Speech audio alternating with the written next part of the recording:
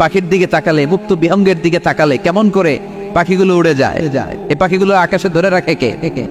মা ইউমসিকুহুন্না ইল্লা রহমান। ওই রহমান ছাড়া কেউ পাখিগুলোর শূন্যে ধরে রাখতে পারে না। কত শত আয়াতে যে আল্লাহ পাখির কথা বলেছেন হিসাব নাই। কত ধরনের পাখি যে আল্লাহ বানিয়েছেন কোনো হিসাব নাই। আপনারা ঘরে জিওগ্রাফিক্যাল চ্যানেলগুলো দেখেন? হ্যাঁ, না জি বাংলা দেখেন? স্টার জলসা, কিরণমালা কি দেখেন? জিওগ্রাফিক্যাল চ্যানেল দেখবেন। ওখানে দেখবেন একটা পাখি আল্লাহ তৈরি করেছে, পৃথিবীর সবচেয়ে ছোট পাখি, নাম হলো হামিং বার্ড। কি নাম? The smallest bird ever in the world. সবচেয়ে ছোট। এটা প্রাপ্তবয়স্কে 3 থেকে 5 ইঞ্চি লম্বা হয়। এটার পূর্ণ যৌবন এটা লম্বা কদ্দুর? 3 থেকে 5 ইঞ্চি। এটা প্রতি সেকেন্ডে ডানা ঝাপটাতে পারে 80 বার। কয়বার? আমাদের ডানা আছে না 2টা?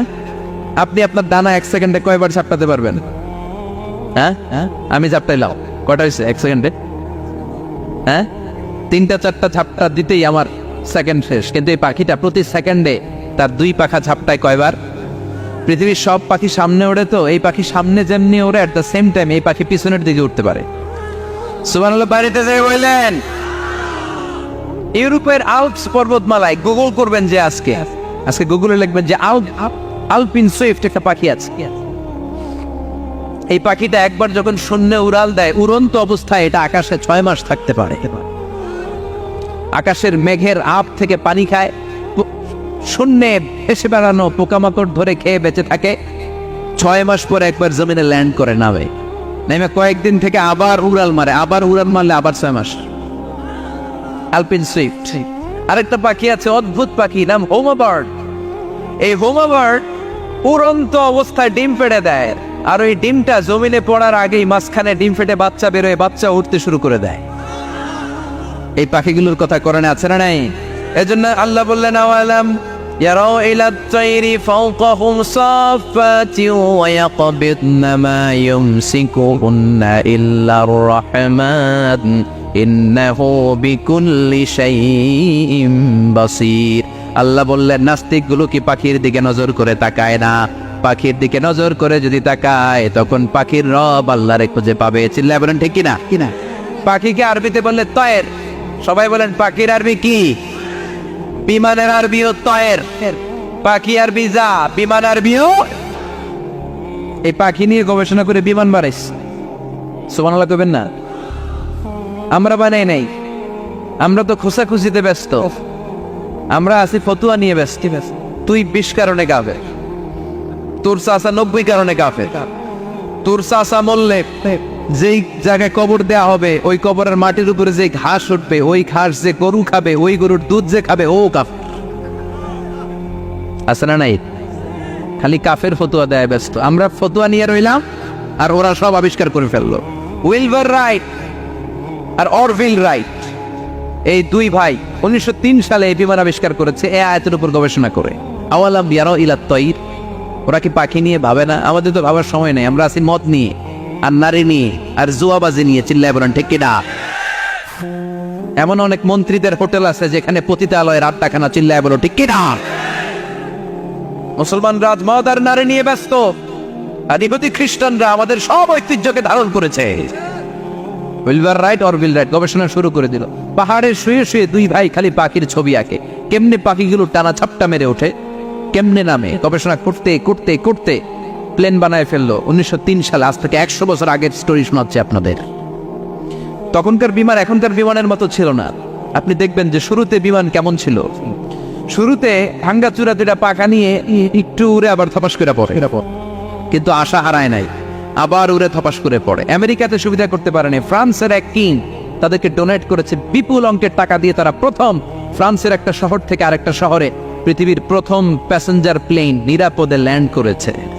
মানুষের উড়ার স্বপ্ন সফল হতে শুরু করলো। এখন বিভিন্ন ধরনের বিমান একটার পর একটা শুরু হয়েছে। এই পৃথিবীর সবচাইতে দ্রুতগামী যে বিমানটা আগে ছিল, নাম ছিল কনকর্ড, যাত্রীবাহী বিমান। এটার পরে এখন একটা বাইরে হয়েছে বোম সুপারসনিক। কি নাম? Bomb supersonic. এত স্পিডে চলে, এই মাত্র দেখলেন এদিকে এয়ারপোর্ট দেখবেন নাই, ওইদিকে। সুবহানাল্লাহ পড়েন। কি বিশাল বিশাল ডবল ডেকার গুলো নিয়ে শূন্যে উড়াল দেয়। A3 এয়ার বোয়িং A380 বর্তমান পৃথিবীতে সবচেয়ে বড় প্যাসেঞ্জার বিমান। কার্গো বিমান তো এগুলোর 7-8 ডবল বড় হয়। I am talking about the passenger plane A380 525 জন যাত্রী নিয়ে এটা শূন্যে উড়াল দেয়। 525 জন যাত্রী, কেবিন ক্রু, পাইলট, বিমানের ওজন, খাবার দাবারের ওজন, ফুয়েলের ওজন, 525 জনের লাগেজ টাগেজের ওজন, এই সব নিয়ে শূন্যে উড়াল দেয়। সুবহানাল্লাহ কইবেন না? এই বিমান আবিষ্কারের আগ পর্যন্ত গোটা বিশ্বব্যাপী সব দেশে দেশে ছিল সেনাবাহিনী আর নৌবাহিনী। বিমান আবিষ্কার হওয়ার সাথে সাথেই শুরু হয়ে গেল বিমান বাহিনী, এয়ারফোর্স, মিলিটারি। এখন বোম সুপারসনিক বানায়, এখন ড্রোন হামলা করে, এখন মিসাইল হামলা করে, এখন স্যাটেলাইট পাঠায়, আমরাও পাঠাইছি। কি নাম? Bangabandhu satellite. We launching the Bangabandhu satellite channel last year. আমরা বঙ্গবন্ধু স্যাটেলাইটও পাঠাইছি করে। সবকিছু পাখির উপর গবেষণা করে হয়েছে। চিৎকার করে বলেন ঠিক কি না? এজন্য আল্লাহ ডেকে বললেন, গোলাম ওরা কি পাখির দিকে তাকায় না? পাখির দিকে যদি নজর করে একটিবার তাকাতো, নাস্তিক আর নাস্তিক থাকতে পারতো না। এজন্য নাস্তিকদের জন্য সূরার ভেতরে ডোজ আছে, আই ওপেনার আছে। সর্বশেষ আল্লাহ একটা প্রশ্ন দিয়ে এই সূরাটা শেষ করলেন। প্রশ্নটা শুনবেন সবাই। আল্লাহ বললেন, কুল আরাআইতুম ইন আসবাহা মাউকুম গাওরান ফামান ইয়াতিকুম বিমাইম মাইন। বলো দেখি সবে শুকাইয়া যদি যায় এই পৃথিবীর পানি, তাহলে হেথায় তটনির ধারা কে দিবে সবারে আনি? কে দিবে আনি? একদিন সকালবেলা ঘুম থেকে উঠছেন, টয়লেটে যাবেন, মুখ ধোবেন, স্কুলে যাবেন, অফিসে যাবেন, কাজে যাবেন, যায় দেখেন টিউবওয়েল চাপতেছেন, পানি নাই। ট্যাপ ছাড়লেন, পানি নাই। চোখের মধ্যে ময়লা, নাকে ময়লা। টয়লেটে যাবেন, পানি নাই। পুকুরে নেইবা দেখেন পানি নাই। বিশাল বিশাল মেশিন বসিয়ে মাটির নিচ থেকে ভূগর্ভস্থ পানি ওঠানোর চেষ্টা করলেন, একটা পানি নাই। এক ফোঁটা পানি গোটা বিশ্বে কোথাও নাই। কে দিব পানি আপনারে? তারে পানি সম্পদ মন্ত্রী দিব, ডোনাল্ড ট্রাম্প দিব, শেখ হাসিনা দিবে? কেউ দিতে পারবে? এক ফোঁটা পানি বানানোর ক্ষমতা আমাদের নাই। ঠিক কিনা? পানির বৈজ্ঞানিক নাম হচ্ছে H2O। কি নাম? এই দেশে H2 নিয়ে কত কথা আছে না নাই? হাইড্রোজেনের 2টা মলিকিউল, অক্সিজেনের একটা মলিকিউল। এই 2টা গ্যাস, হাইড্রোজেন আর অক্সিজেন, 2 গ্যাস একসাথে মিলাইলে কি হয়? কথা বলেন। মিঠা নদীর পানি। সুবহানাল্লাহ পড়েন। আল্লাহ বললেন, ঘুম থেকে উঠে যদি দেখো পৃথিবীর সব পানিগুলো একেবারে পৃথিবীর নিচে চলে গেছে, কোন মাধ্যম দিয়ে এক ফোঁটা পানির জোগাড় আর বন্দোবস্ত করা যায় না, কে তোদেরকে পানি এনে দিবে? কথা গণ। আল্লাহ ছাড়া এক ফোঁটা পানি এনে দেওয়ার মতো ক্ষমতা কারো আছে নাকি? আবার পানি থেকে পৃথিবীর সব কিছুরে বানালো কে? ওয়াজআলনা মিনাল মাই কুল্লা শাইইন হাই আফালা ইউমিনুন। আল্লাহ বললেন, পানি থেকে গোটা বিশ্বের সব আমি বানালাম।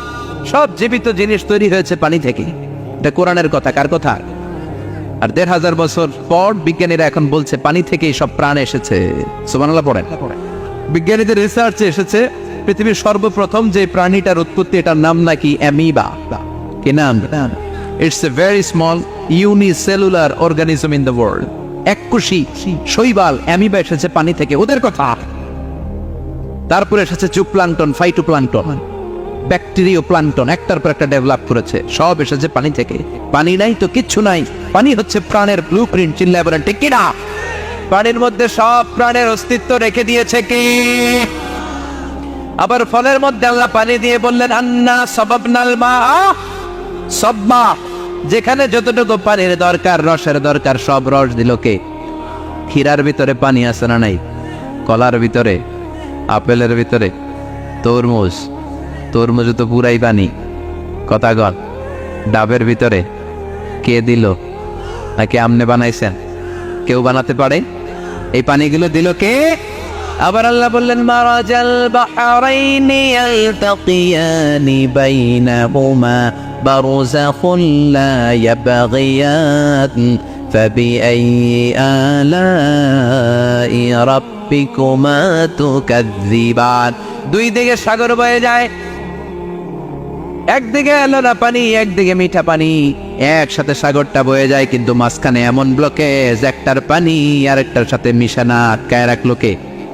দেখছেন আপনারা কোথাও এটা? কই দেখছিলেন? গোয়ালন্দ, বুড়িগঙ্গার এখানে একসাথে পানি বয়ে যায়, এই জায়গায় পানি এই জায়গায় পানি মিলে না, মিশে না। দাউদকান্দির এখানেও আছে, মিশে না। এর কারণ এই পাশের পানি, এটা ডেনসিটি হাই, বেশি ঘন, এটা ডেনসিটি লো, এটা পাতলা, এটা টেম্পারেচার হাই, এটা টেম্পারেচার কম, এটা লবণ বেশি, এটা লবণ কম, দুইটা দুই পানি একসাথে বয়ে যায়, একটার সাথে আরেকটা মিশে না। এই কারিগরটা কে? চিল্লায় বলতে হবে কে? সেজন্য আল্লাহ বললেন, গোলাম পানি দিয়ে আমি বানালাম, পানি ছাড়া বাঁচবি না। এজন্য সব জায়গায় পানির ব্যবস্থা করে দিয়েছে কে?